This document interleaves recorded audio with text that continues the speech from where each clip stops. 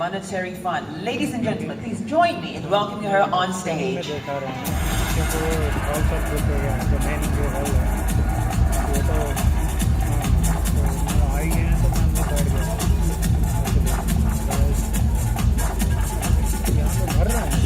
morning. Good morning. Good morning to all of you. It's a real pleasure to be here today.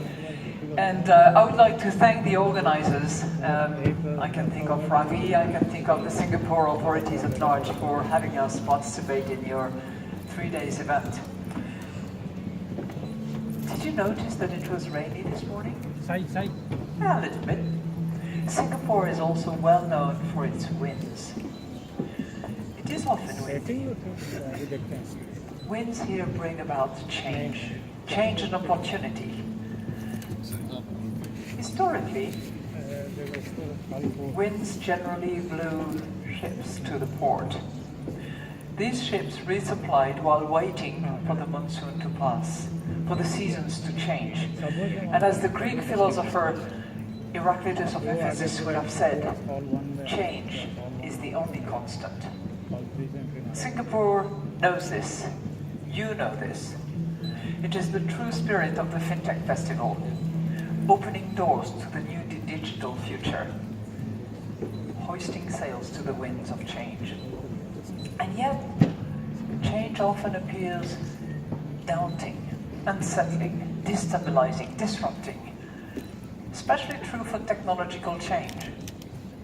They disrupt our habit, our emotions, our jobs, our social interaction, for better or for worse.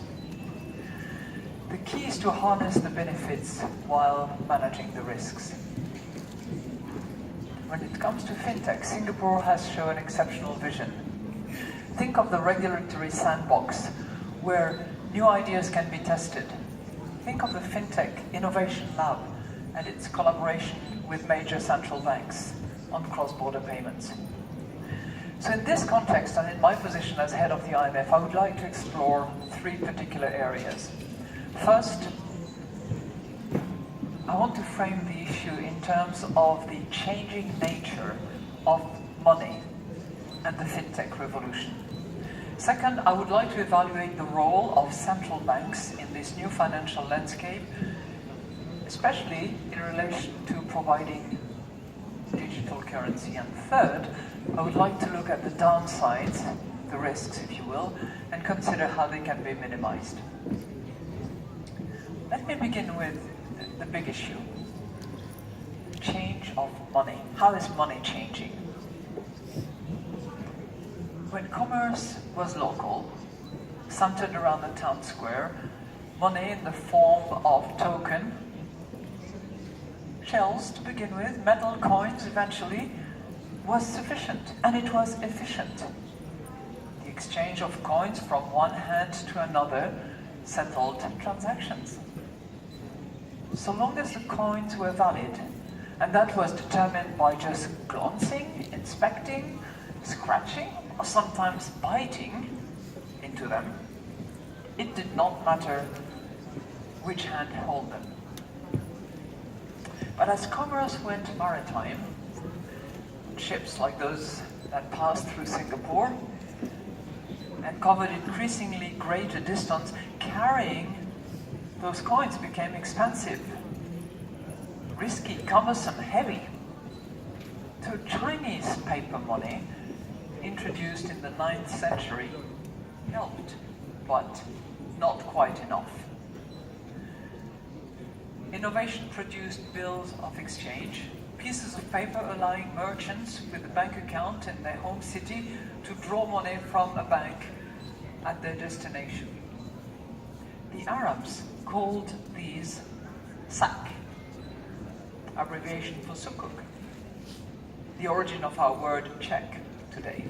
And these checks and the banks that went along with them spread around the world, spearheaded by the Italian bankers and the merchants of the Renaissance. Other examples are the Chinese chanzi and the Indian hundi bills. And suddenly, it mattered who you dealt with. Was this Venetian or Persian merchant the rightful owner of that bill? Was the bill trustworthy? Was that chancy bank going to accept it? Trust became essential. And the state became the guarantor of that trust by offering liquidity, backstop, and supervision. Why do I take you through a little bit of history background? Well, because the fintech revolution questions the two forms of money that we just discussed, coins and commercial bank deposit. And it questions the role of the state in providing money. We are at a historic turning point. You, young or not so young, doesn't matter, but bold entrepreneurs gathered here today, you are not just inventing new services, you are reinventing the history of money. You're drawing a completely new future, actually. And we are all in the process of adapting. A new wind is blowing, and it is that of digitalization. And in this new world, we meet anywhere, anytime, as they said. And surprise, surprise, the town square is back. Back on your smartphone. We exchange information, services, even emojis, instantly, peer-to-peer, person-to-person. We float through a world of information where data is the new gold, despite growing concerns about privacy, about cyber attacks.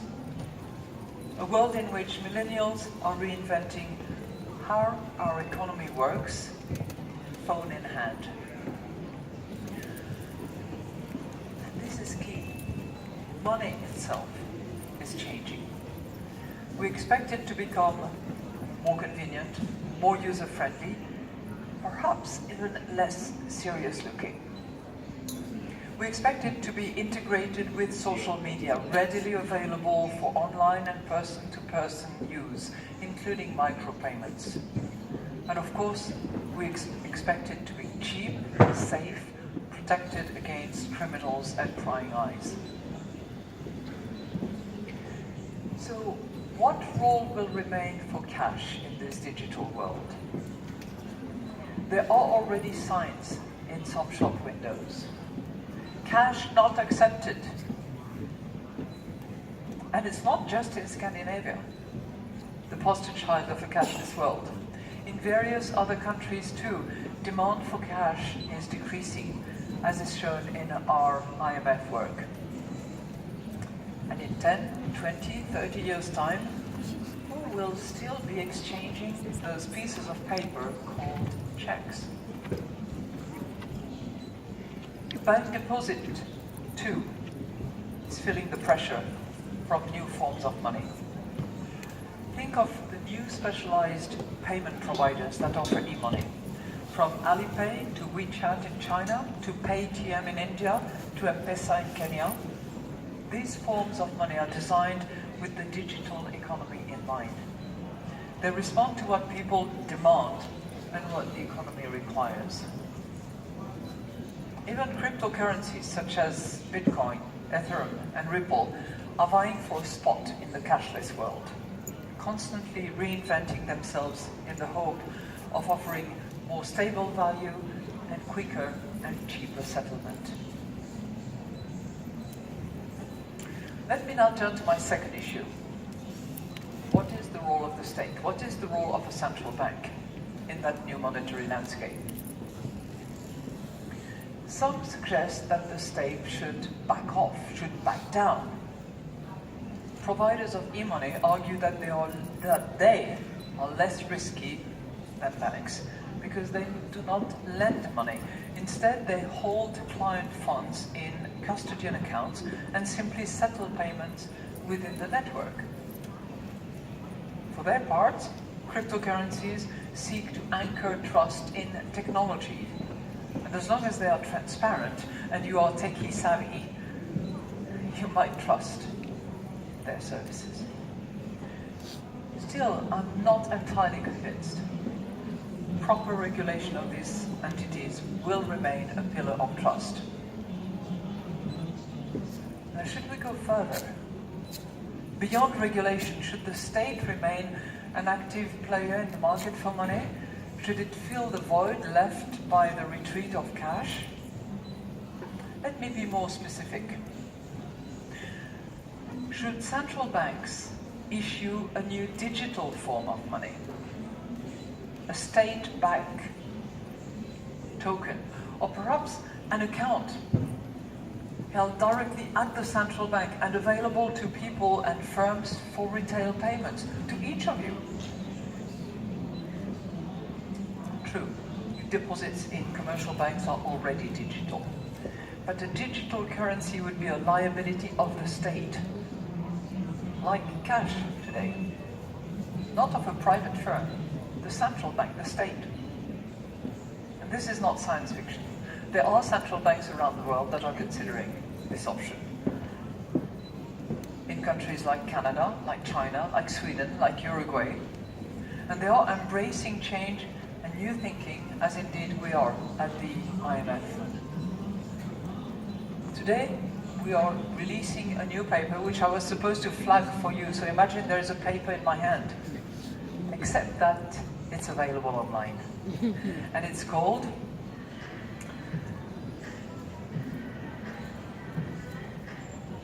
I actually don't have the name of the paper.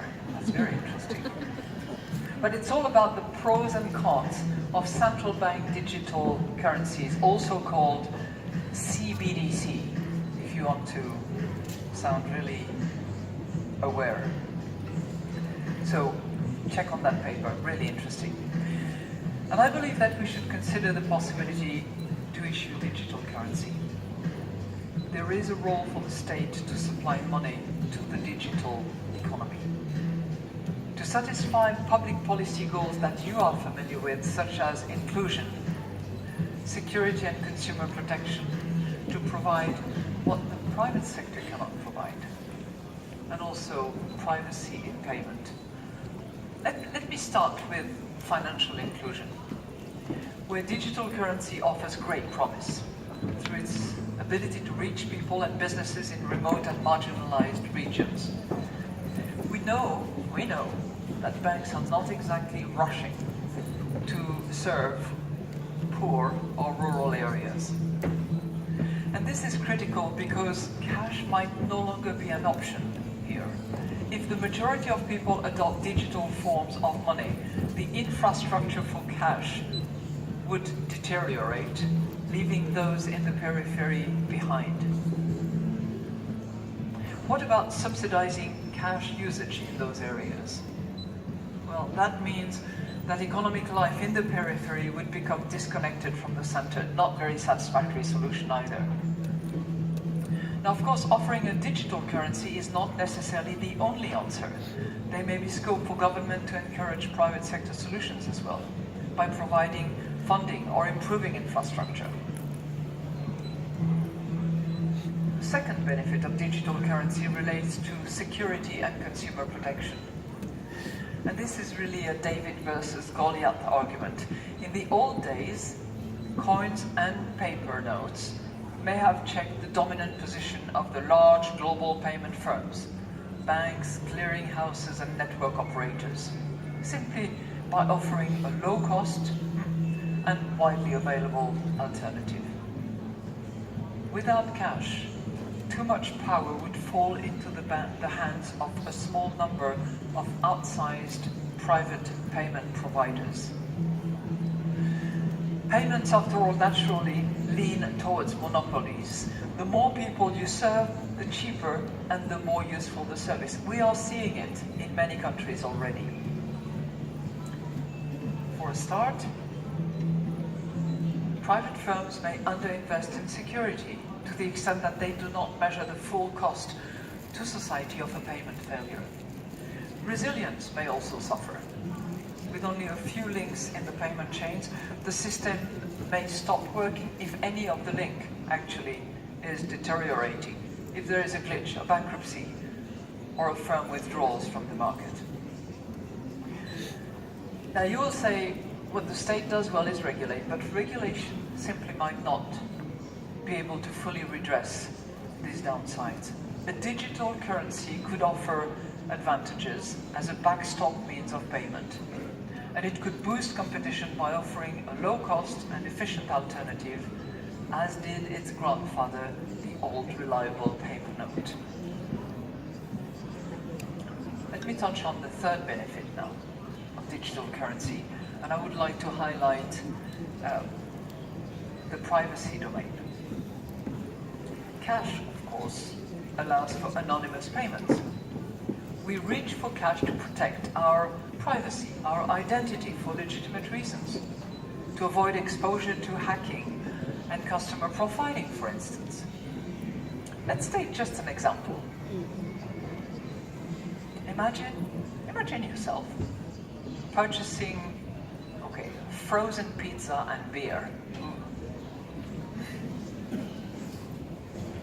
Now, surprisingly, consumers of frozen pizzas and beer, in my example, are associated with higher mortgage default than those who actually consume organic broccoli and exquisite wine.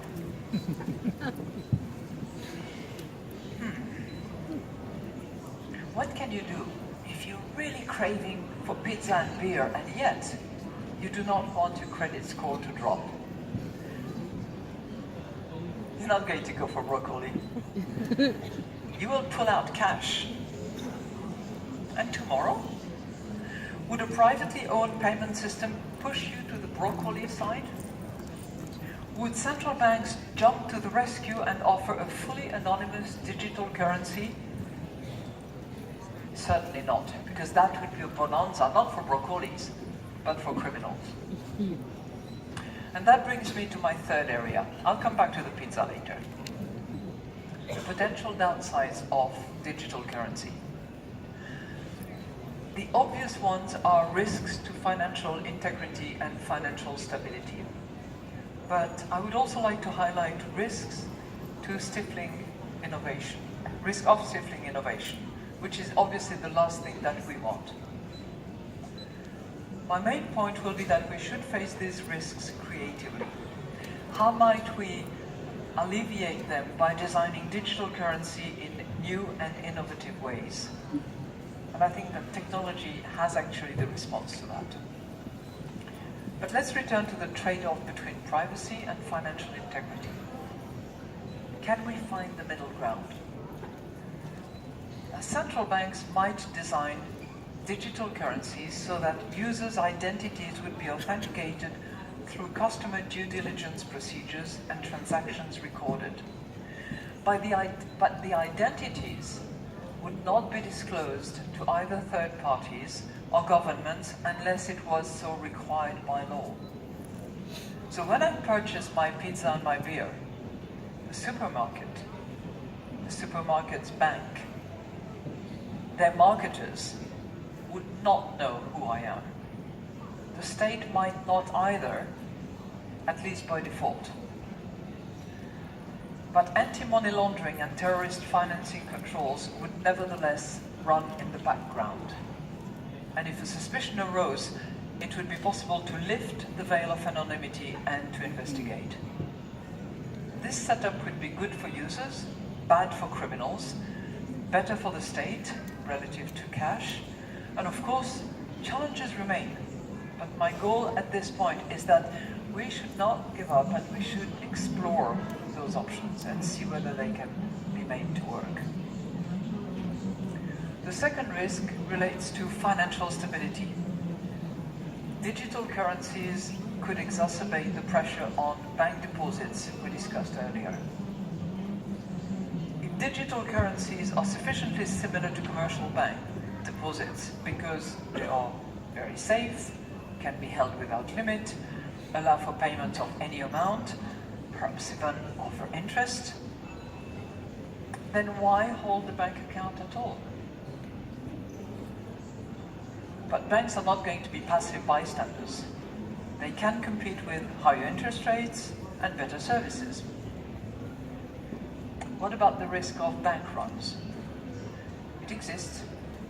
But consider that people run when they believe that cash withdrawals are honored on a first-come, first-served basis. The early birds get the worms. Digital currency instead, because it can be distributed much more easily and faster than cash, could reassure even the person who is left lying on the couch eating pizza.